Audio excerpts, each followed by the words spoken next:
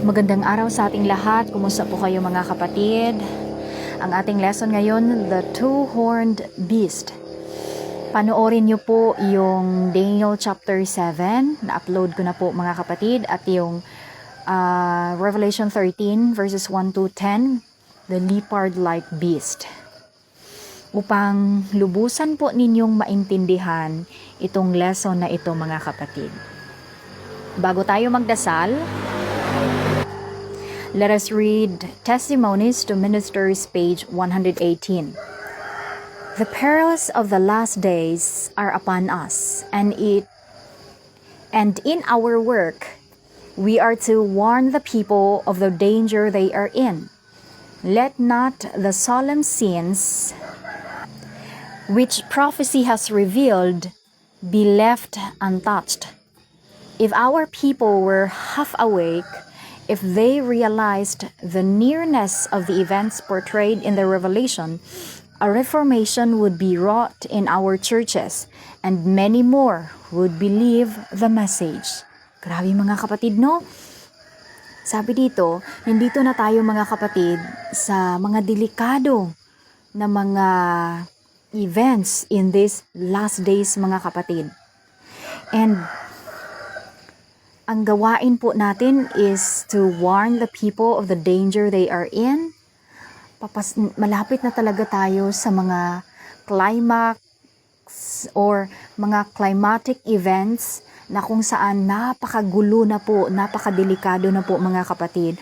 And we need to be prepared sa pamamagitan po sa pag-aaral sa salita ng Panginoon, lalo na po ang mga propesiya.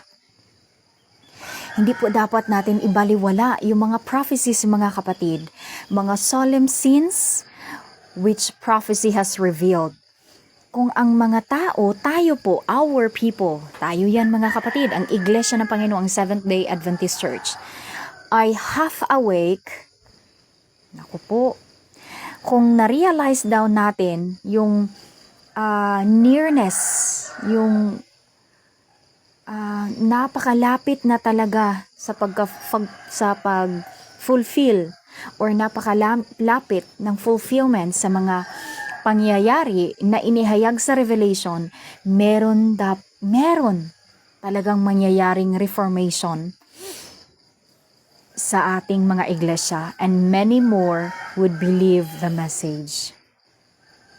Happy mga kapatid, no?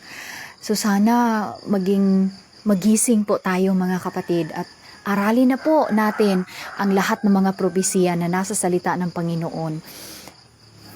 Isa-isahin nyo pong panoorin ang lahat ng mga uploads ko dito mga kapatid, and magdasal lang po talaga. Hingin po ang pagkamapagkumbabang espiritu at meekness po mga kapatid para maintindihan na ng lubusan yung mga prophecies na binigay na po or binuksan na po ng Panginoon. Sabi dito, TM 118, we have no time to lose. God calls upon us to watch for souls as they that must give an account, advance new principles, and crowd in the clear-cut truth. It will be as a sword cutting both ways. But be not too ready to take a controversial attitude. There will be times when we must stand still and see the salvation of God. Let Daniel speak, let the Revelation speak, and tell what is truth. Let us pray mga kapatid. Mapagmahal na aming Ama na nasa langit, kami ngayon ay humihingi ng gabay sa aming pag-aaral patungkol na naman po Ama sa Two-Horned Beast. Tulungan niyo po kami, bigyan niyo po kami ng mapagkumbabang espiritu, meekness, nang sa ganun Ama ay lubusan po namin maintindihan ang propesiya na ito.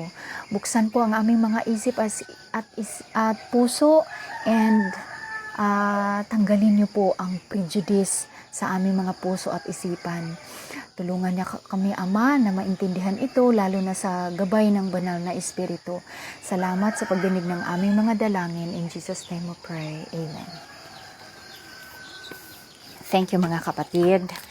Okay. Itong pag-aaral na ito mga kapatid, ay magpapahayag, this study reveals that the last power to persecute the church will be a man who stands at the head of the United States of America and not the papacy. So, ang pinaka-last na kapangyarihan na mag-persecute sa iglesia ay hindi po ang papacy, mga kapatid, but the man who stands at the head of the United States of America. In other words, the President of America. Hindi pa natin masasabi ngayon na yung si Trump na yung President of America. Hindi pa po natin masasabi yan ngayon, mga kapatid. But sa unahan, nakikita natin po or malalaman po natin. He will bear the mystical number 666. He will do this by replicating the false church-state system of the Dark Ages, a false worship founded by the papacy that has now permitted Protestantism.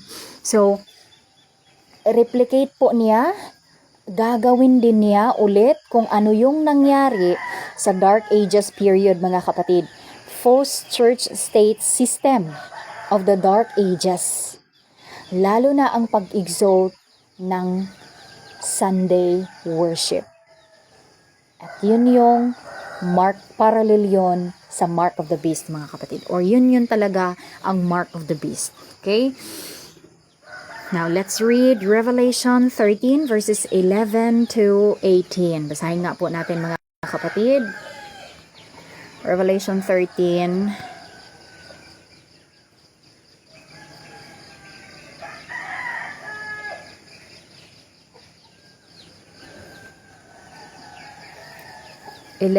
to 18. And I beheld another beast coming up out of the earth. Bantayan natin, mga kapatid, ha.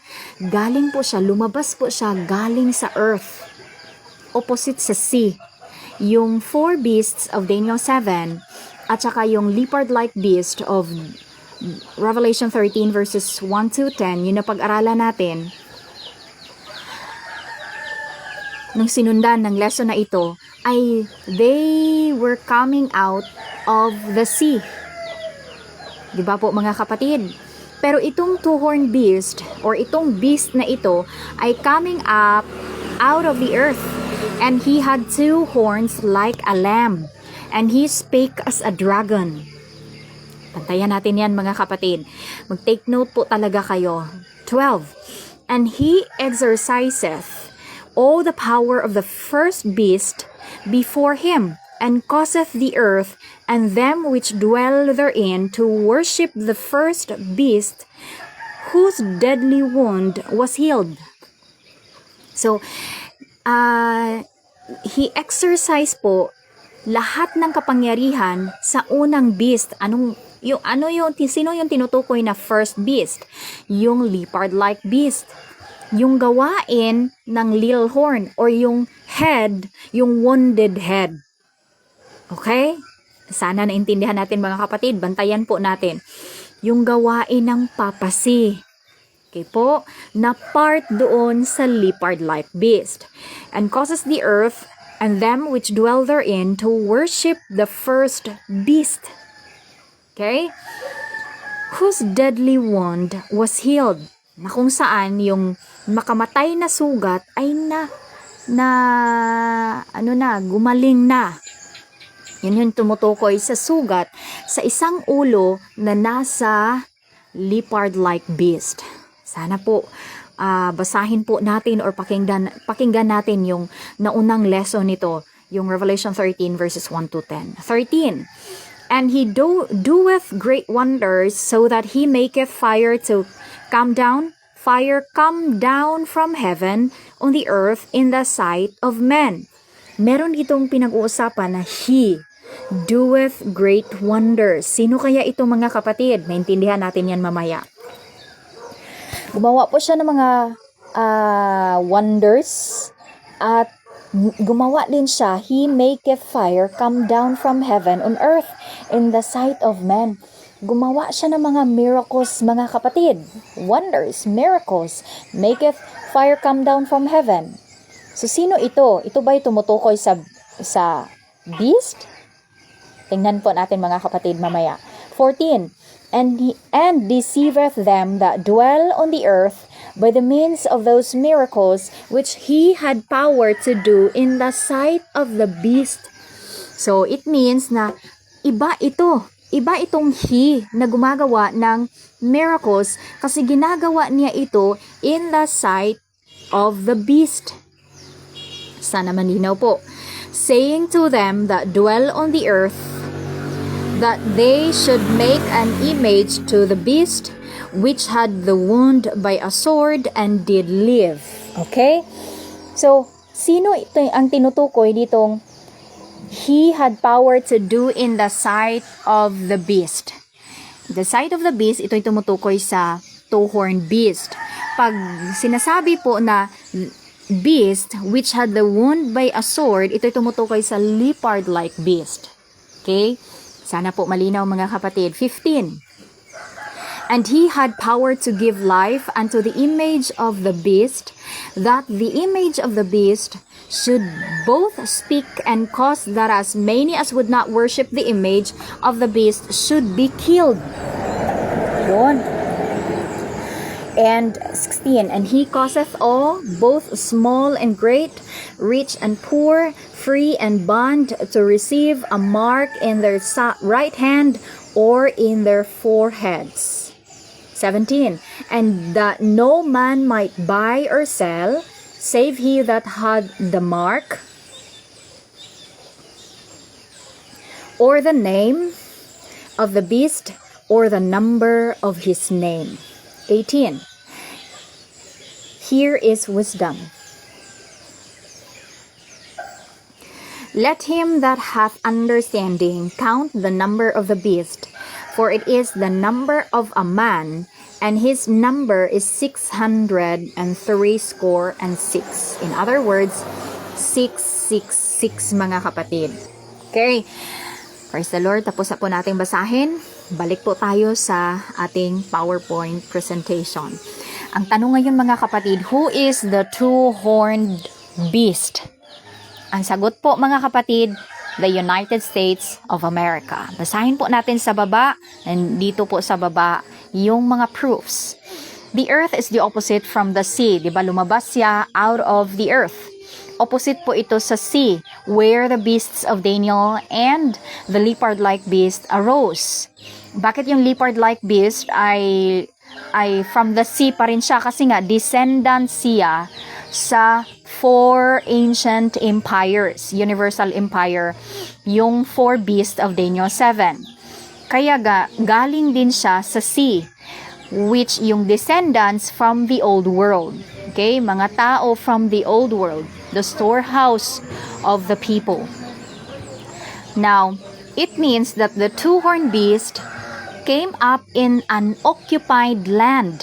Again po, yung two-horned beast mga kapatid, ay lumabas po siya, nag-exist po siya sa lupain na walang nag-occupy nung unang panahon.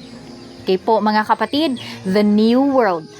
Opposite of the sea is the earth. The sea represents the old world and the earth represents the new world. Sana malinaw po.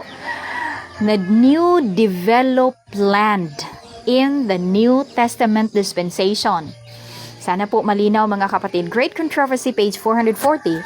But the beast with lamb-like horns was seen coming up out of the earth.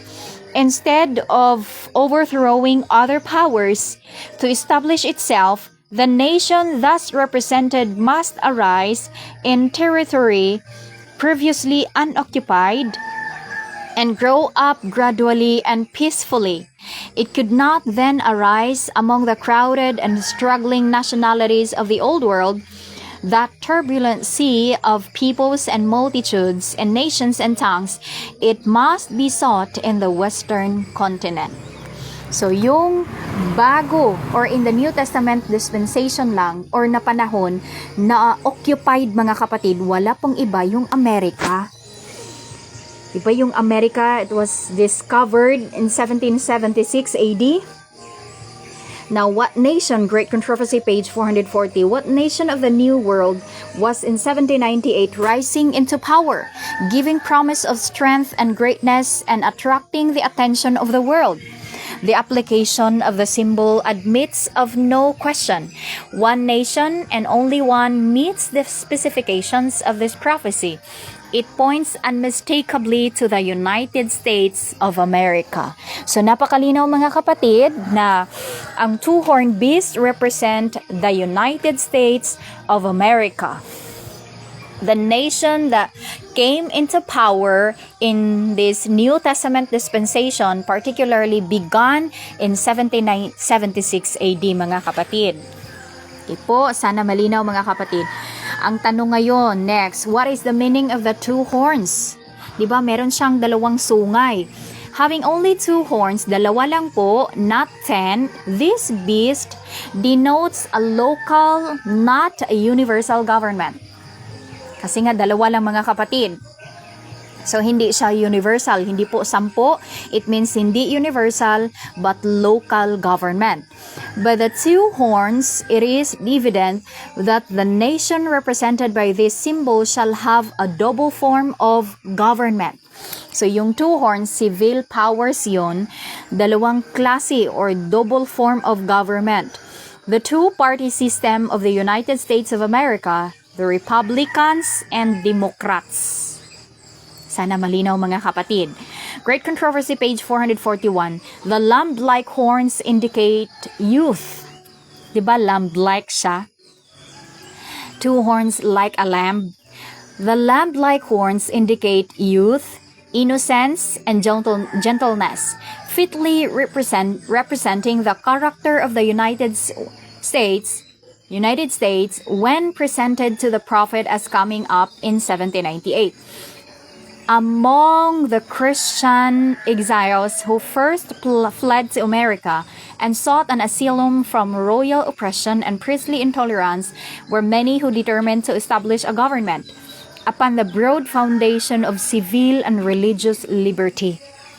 So, ang nagsimula talaga nitong ma-develop itong Amerika mga kapatid is mga Protestants mga kapatid na lumayas po galing sa intolerance, oppression, and priestly intolerance na they determined to establish a government na yung foundation ay civil and religious liberty.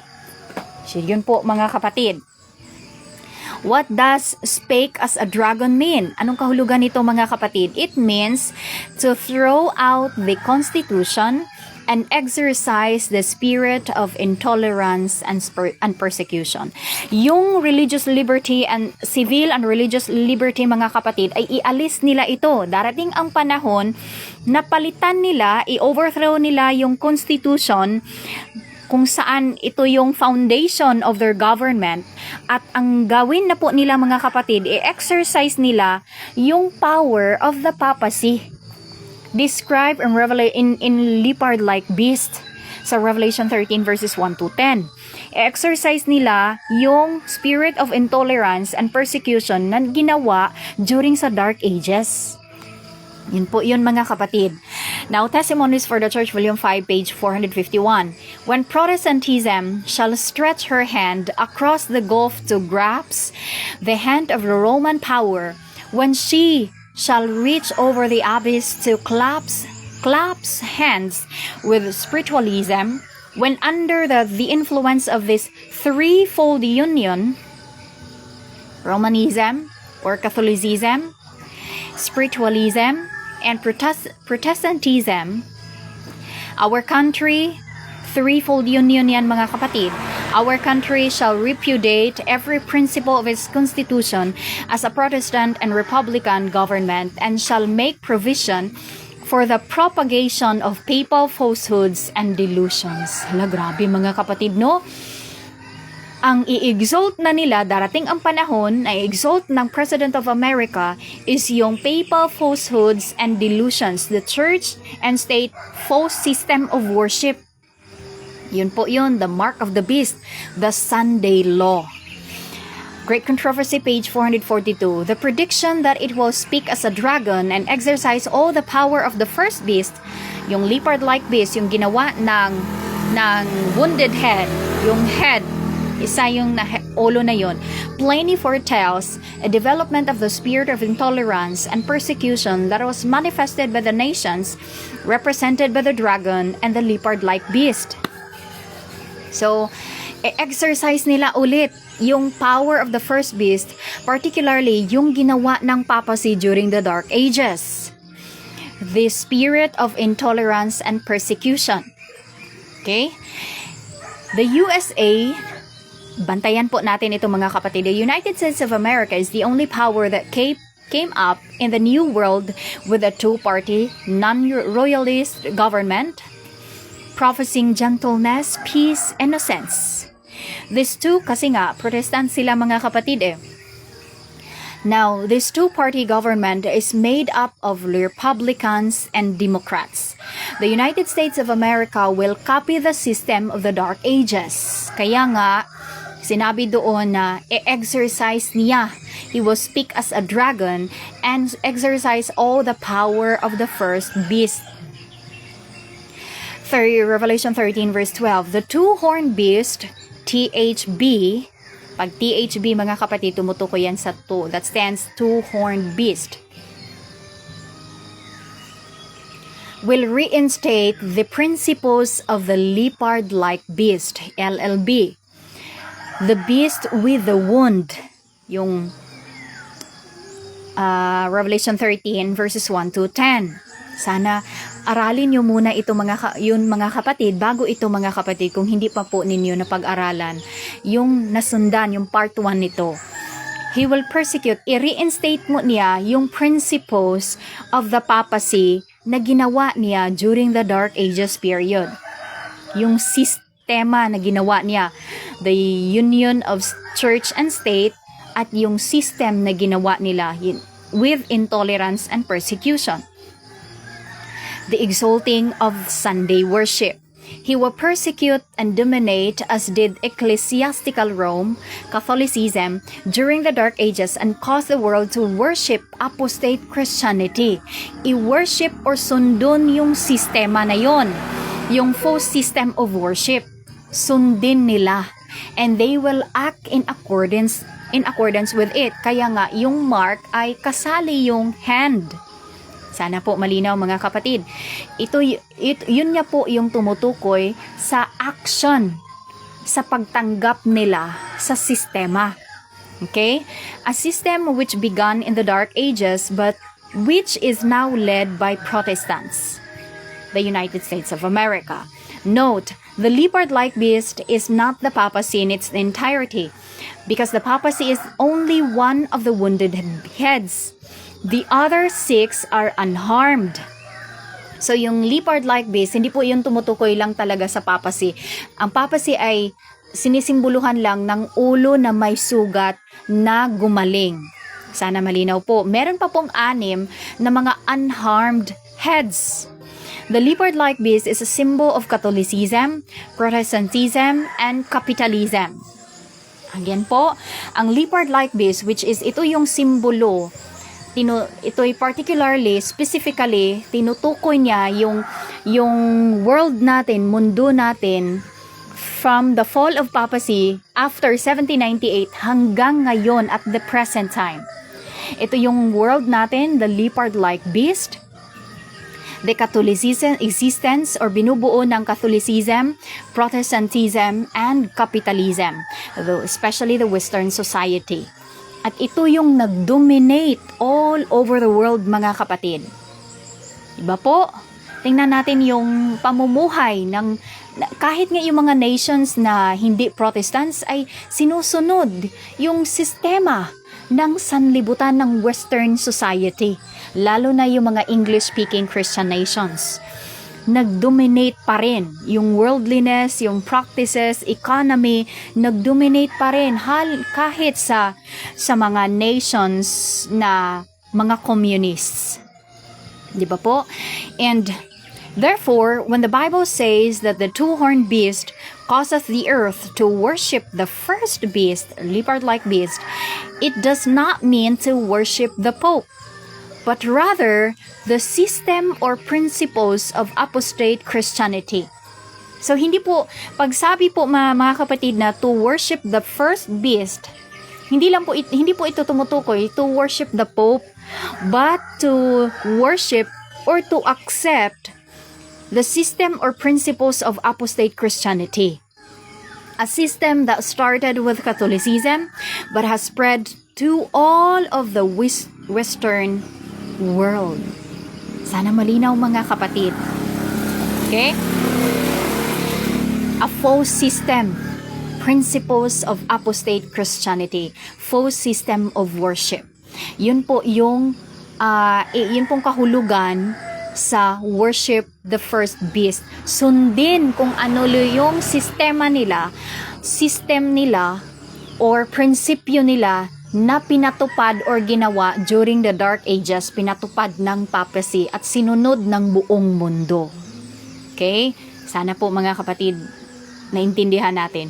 Let's take a close look at Revelation 13 verses 13 and 14. 3 people are brought to view in these verses. The false prophet, yung nag-exercise gumagawa ng miracles in the sight of the beast. He is the one who causes fire to come down from heaven in the sight of men and deceives them by the miracles that he performs in the sight of the two-horned beast.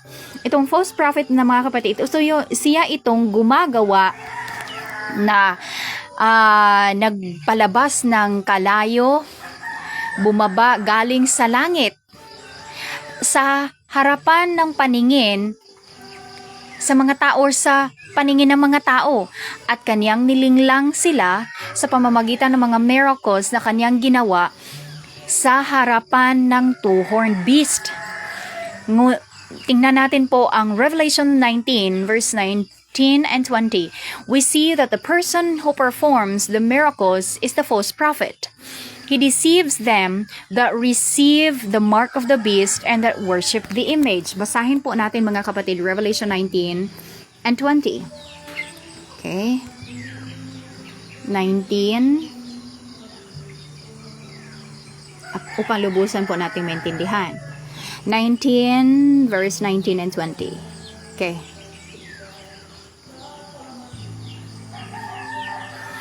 And I saw the beast and the kings of the earth and their armies gathered together to make war against him that sat on the horse, and against his army. 20.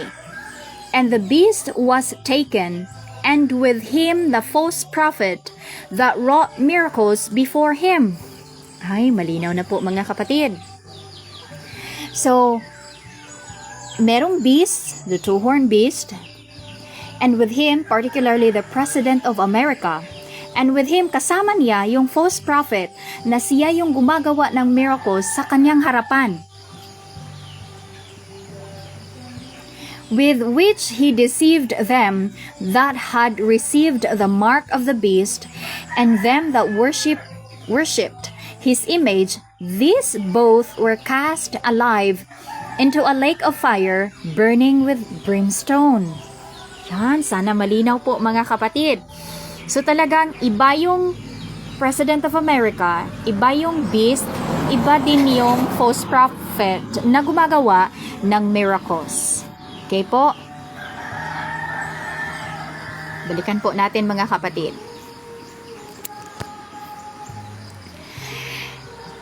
The beast, we also see the beast and the false prophet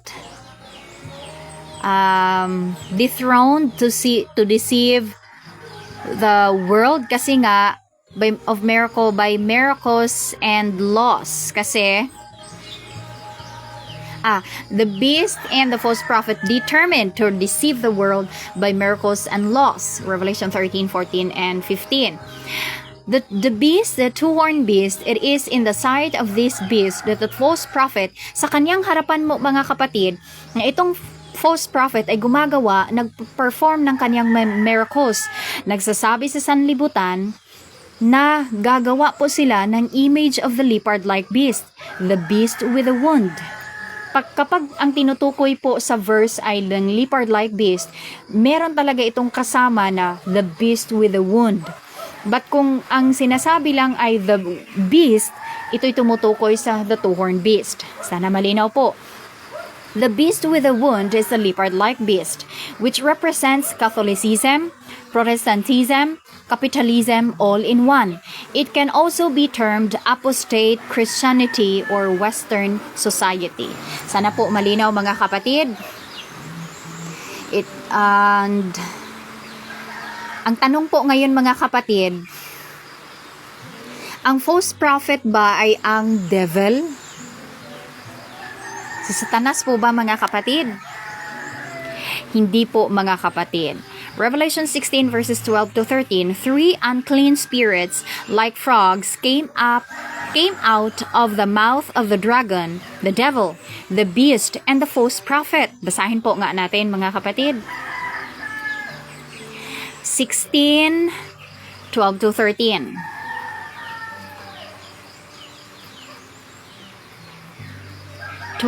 to 13. Okay. Yan.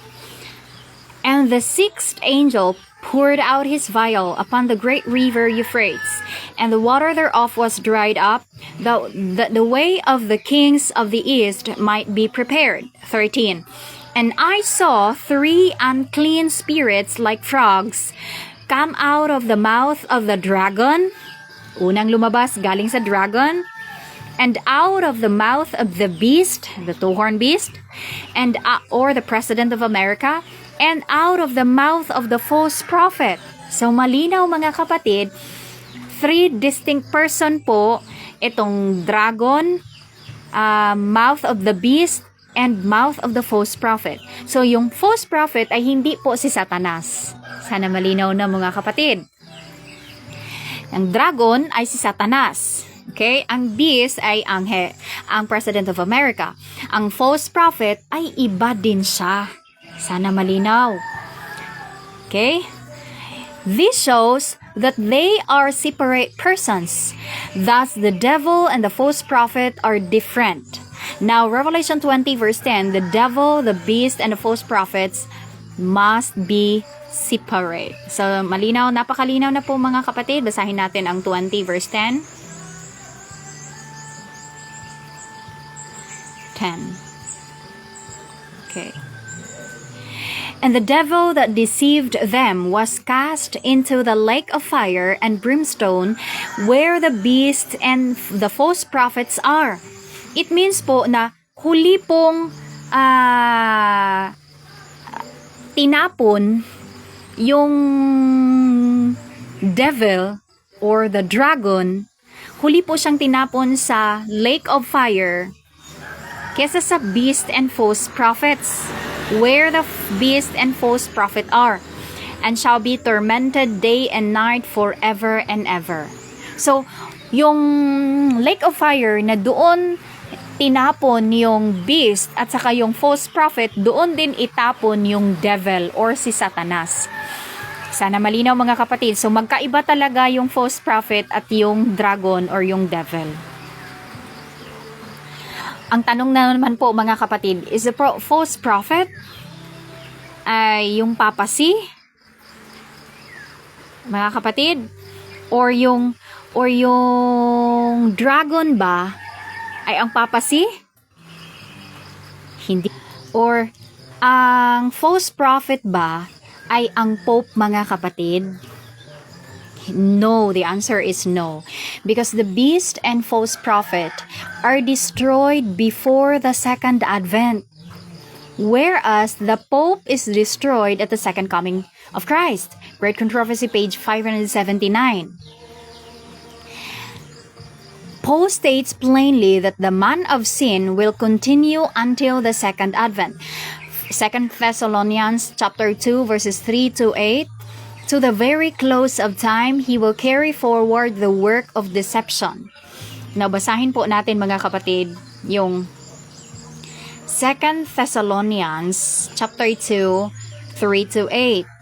hanggang sa katapusan talaga yung judgment or yung work ng papacy hanggang sa second coming ni Christ. Mamatay po siya sa glory ng Panginoon during sa second coming. Basahin po natin 2 Thessalonians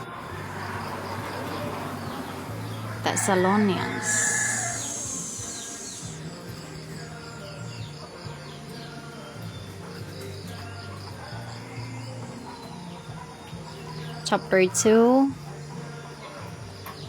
3-8.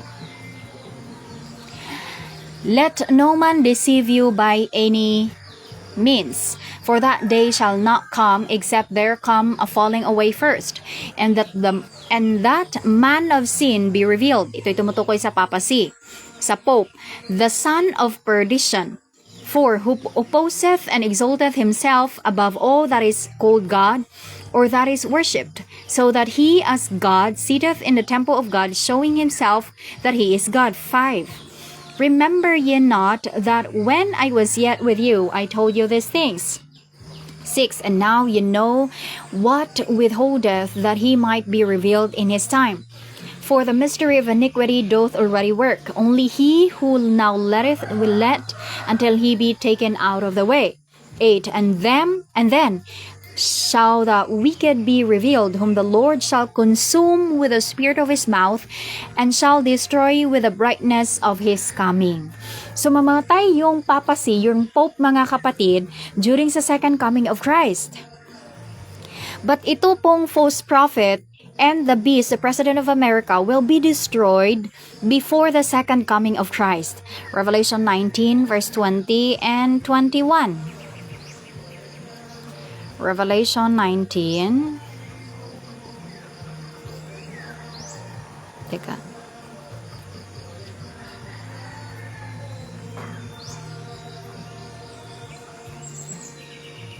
and 21. 19. And I saw the beast and the kings of the earth and their armies gathered together to make war against him that sat on the throne, and against his army. 20 and 21 pala.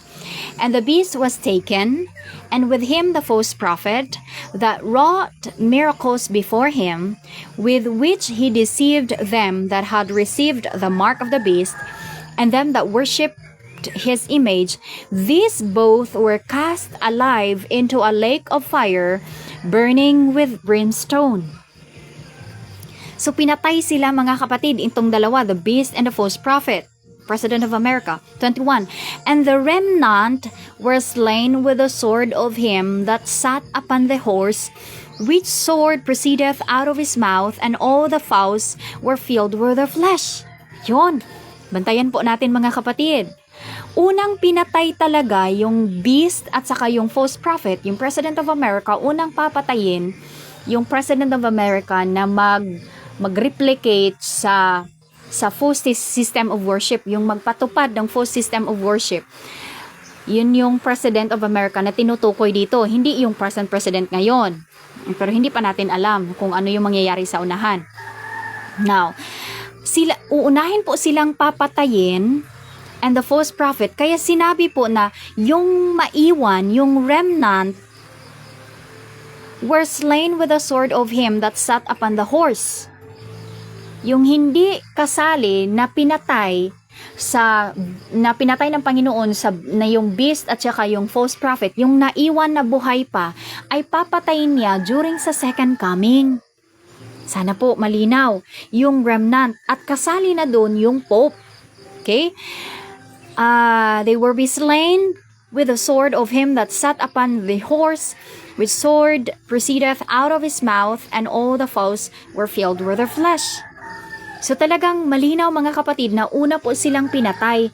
Before the second coming, papatayin una yung President of America and yung false prophet. Okay po? And yung maiiwan, kasama doon ang Pope, mamamatay po sa pamamagitan sa gagawin ni Christ during sa second coming, or sa liwanag ng Panginoong Jesus, or yung sinabi doon, the sword from him that sat on the throne, or sat upon the wise horse. The one who sat upon the white horse describes Jesus at his second coming. Revelation 19 verse 11, 13, 15, and 16. 2 Thessalonians chapter 2 verse 8.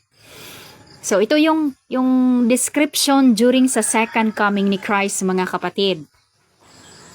The remnant, Revelation 19 verse 21, must represent the wicked who will be destroyed at the second advent by the spirit of his mouth and the brightness of his coming. 2 Thessalonians chapter 2 verse 8. Sana malinaw po.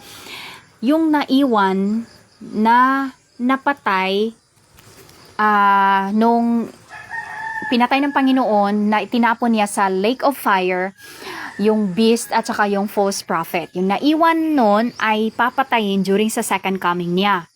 Okay, mga kapatid, this lake of fire that destroys the beast and the false prophet cannot be the final destruction of the wicked after the 1,000 years, because there will be no wicked remnant after that destruction.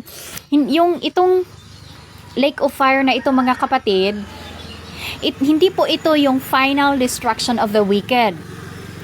Ngunit, sana malintindihan po natin, kasi nga po, exist yun after the 1,000 years. At wala na din pong pagkatapos patayin yung false prophet kasi at saka yung beast, meron pang remnant, meron pang naiwan na hindi kasali na pinatay doon at papatayin during sa second coming ni Christ. Pero yung wicked after 1,000 years po, lahat po sila sabay-sabay papatayin, wala na pong remnant na maiiwan. So it means hindi po ito yung lake of fire na papatay sa lahat ng mga wicked after 1,000 years.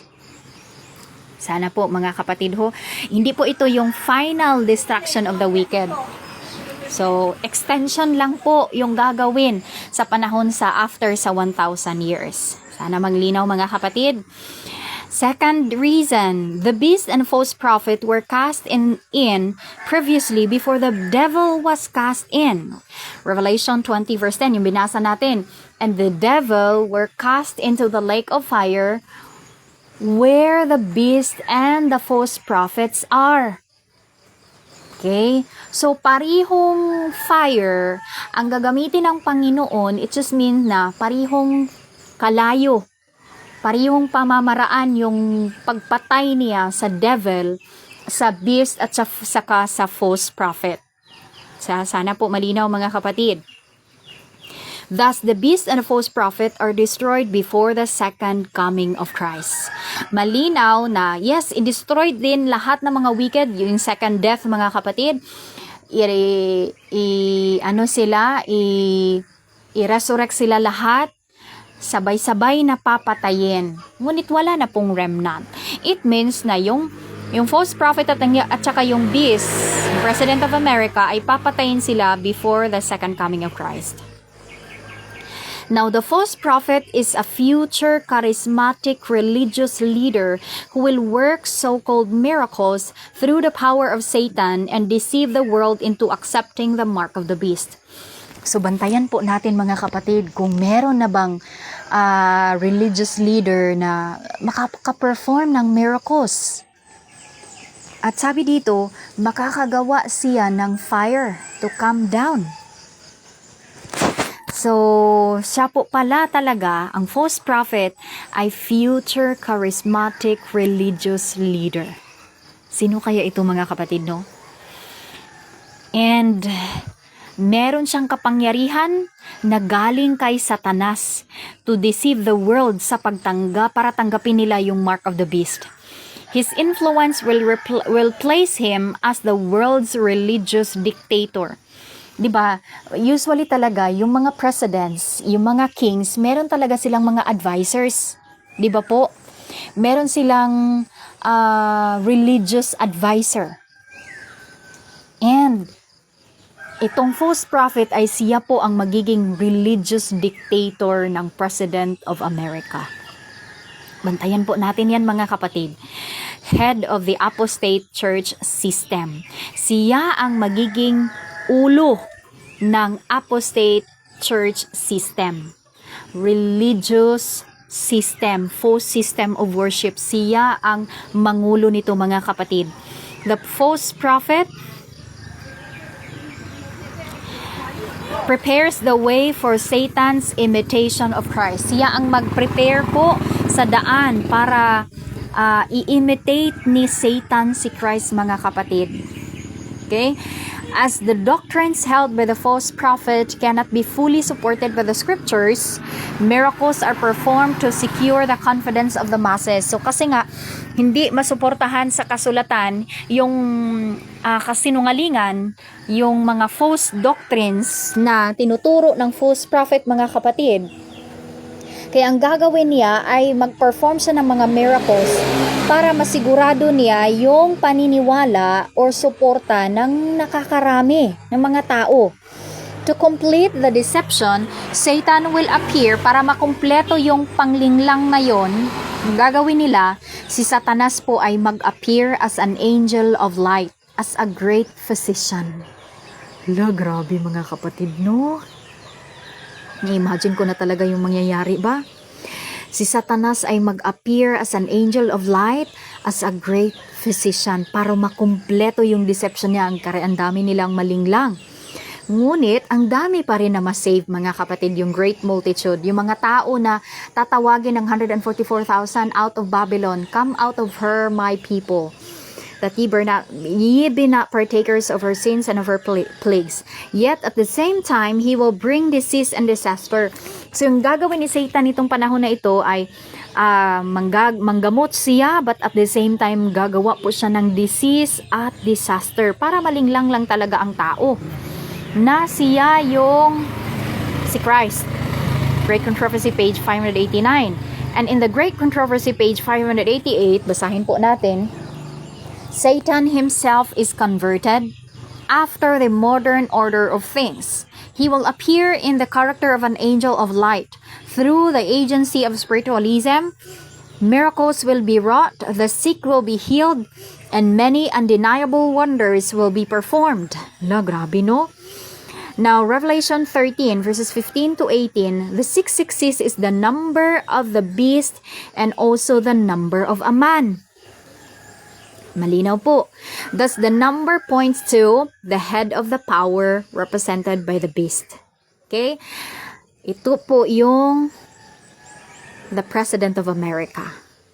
The 666 must be a political dictator who will pass laws persecuting those who refuse to accept the mark of the beast. Who does the number 666 refer to? It refers to the President of America. Siya itong political dictator na maggagawa ng batas na mag-persecute nung mag-refuse, ayaw tumanggap sa mark of the beast sa Sunday worship, sa Sunday law, mga kapatid. Nasa kanya po siya po to ang nagdala nitong 666. Okay? Number of the beast, it is also called number of a man. Okay? Is the 666, ito ba yung papasi, mga kapatid? Sa kanya ba ito? Hindi po, no. Because the Bible says, count the number of the beast. What beast? The leopard-like beast or the two-horned beast? The answer is the two-horned beast. Kasi pag tumutukoy sa leopard-like beast, ito talaga ay may karugtong na beast with a wound. Yan ay tumutukoy sa leopard-like beast. But kung ang sinabi lang ay the beast, ito'y tumutukoy sa two-horned beast. At ang alam natin, ang two-horned beast, tumutukoy ito sa Amerika at sa head, sa President of America. Nasa kung saan siya yung mag-dictate, gagawa ng batas. I-replicate niya, gagawin niya ulit yung ginawa ng papacy or ginawa ng leopard-like beast during the Dark Ages. Sana malinaw po. The number 666 cannot be applied to the leopard-like beast because hindi po siya ma-apply doon. A Word to the Little Flock, page 9 states, this last power that treads down the saints is brought to view in Revelation 18, verses 11 to 18. Revelation 13 verses 11 to 18 rather. His number is 666. This clearly is speaking about the United States of America. So basahin niyo po our word of little flock.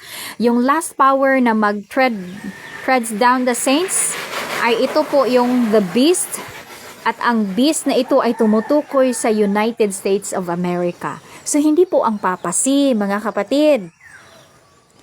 I-reinstate lang niya yung church-state system during the Dark Ages. Okay po? Ibalik lang niya. Speak siya as a dragon. I-exercise niya yung power with the first beast. Yun po yun, mga kapatid. I saw that the number 666 of the image beast was made up, and that it was the beast that changed the Sabbath, and the image beast had followed on after. So yung image beast ay susundin lang niya kung ano yung ginawa ng beasts sa yung leopard-like beast during sa Dark Ages. Susundin lang niya. Gagawa siya ng imahe. And the image beast had followed on after. Okay? And kept the popes and not God's Sabbath. Yung the beast, which is yung America, susundin lang niya kung ano yung ginawa ng first beast. Yung beast na nag-change ng Sabbath. Okay? Sana yung nasa leopard-like beast. Yung head with a wound. Okay po? At yung image beast ay susundin lang niya ito. Ito yung tumutukoy sa two-horned beast. At i-kept niya yung popes and not God's Sabbath. Sana malinaw po. And all who will not bow to the decree of the national councils and obey the national laws to exalt the Sabbath instituted by the man of sin to the disregard of God's holy day will feel not the oppressive power of papyri alone, but of the Protestant world, the image of the beast. Ayun, napakalinaw no.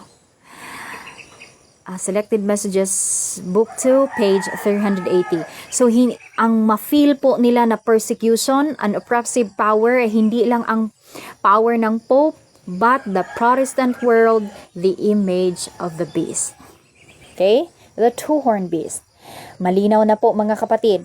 The prevailing belief that the number 666 is the numerical identification of the Pope is not reliable. Hindi po ito reliable, mga kapatid. We have to stand on what the scriptures teach. Following are two reasons. Number 1, bakit po hindi ito reliable? The number 666 has been and is commonly used in paganism and spiritualism. Since the papacy is a mixture of paganism and spiritualism and Christianity, it would not be strange for the Pope to have the number 666 on his person. Hindi mga kapatid, wonder o hindi strange na kung ang Pope ay merong number na ito. Kasi nga, ang 666 talaga ay commonly used in paganism and spiritualism. Iyong Pope ay mixture of paganism and spiritualism and Christianity. So, meron din siya nito, mga kapatid, ngunit hindi lang sa kanya. Okay? Sana po malinaw. The numerical identification system is arbitrary as 666 can be applied to many other names. Ma-apply ito sa kahit na sino na merong spirit of paganism and spiritualism. Mga kapatid, sana malinaw po. Therefore, the number 666 is placed on the leader of the USA. Sa panahon sa pag-reinstate sa church, sa full system of worship, ang meron nito, ang hahawak nito, mga kapatid, ay yung President of America. Sinong President of America na mag-reinstate, na mag-replicate sa ginawa sa 1538 AD to 1798 na full system of worship? Ang gagawa nito na presidente ng Amerika, siya ang meron nitong 666. Okay, sana malinaw po. Hindi pa ngayon, hindi pa yung presidente ngayon, pero hindi natin alam kung sa unahan. Okay po? So this leader will become the political head of the image of the beast. The number 666 is placed on the leader of the USA and not on the Pope. Not the Pope, mga kapatid. Bantayan po natin yan. Sa President ito ng Amerika. Sino kaya ito, no? The USA will be the leader and engineer of the upcoming so-called New World Order. The mark of the beast, it is nothing more than a replication of ecclesiastical Rome, a threefold union of Protestantism, Catholicism, and spiritualism, led by two dictators. Sino sila? Yung President of America, the 666, and the false prophet, political and religious. With the establishment of this ungodly system, the people of God will once again face persecution. However, ngunit mga kapatid, itong 144,000, those who will heed the call of the 144,000, kasi nga 144,000 ay mag-loud cry sila, yung makikinig sa kanilang tawag, mga kapatid, to keep the Sabbath of God and not the Pope's Sabbath na i-reinstate ng papacy ng President of America and the false prophet, ay ma-sealed sila, and God will deliver everyone that shall be found written in the book, bringing in a great multitude which no man could number. It is at this time that the loud cry will take place and the kingdom established. Ayan, ang ganing mga kapatid, the kingdom of glory established po. At ang 144,000 po, ang gawain po nila ay mag-loud cry, mga kapatid, during Sunday law. Testimonies for the Church, Volume 5, page 451. But the decree enforcing the institution of the papacy is in violation of the law of God. Our nations, America, our nation, will disconnect herself fully from righteousness when Protestantism shall stretch her hand. So siya talaga yung mag-stretch her hand. Siya ang mangulo, siya ang mag-una, mga kapatid. Itong Protestantism is stretch niya ang kanyang kamay across the gulf to grasp the hand of the Roman power when she shall reach over the abyss to clasp hands with spiritualism. When under the influence of this threefold union, our country shall repudiate every principle of its constitutions. Baguhin niya ang bawat prinsipyo founded the nation of America. The Constitution of America, kaniyang babaguhin, which is founded with civil and religious liberty. Babaguhin niya yun, mga kapatid. Papalitan niya ng intolerance and persecution. Grabe, mga kapatid, no? And i-reinstate nila under the heading yung false system of worship, or ibabaw nito ang false system of worship. Okay? The Protestants of the United States will be foremost in stretching their hands across the gulf to grasp the hand of spiritualism. They will reach over the abyss to clasp hands with Roman power, and under the influence of this threefold union, this country will follow in the steps of Rome in trampling on the rights of conscience. Great Controversy, page 588. Napakalinaw, mga kapatid, and sana po lubusan po nating maintindihan. Ang susunod po nating pag-aaralan ang Revelation chapter 17, the scarlet colored beast. Okay? May God bless us all. Panoorin niyo po ang lahat ng mga prophecies na i-upload ko na po, mga kapatid. Magdasal lang po talaga. Hihingi po ng gabay sa Panginoon, ng knowledge and understanding. Mag-repent and maniwala na talagang kaya po tayong bigyan ng Panginoon ng pangunawa at understanding, or ang kaalaman, mga kapatid. May God bless us all.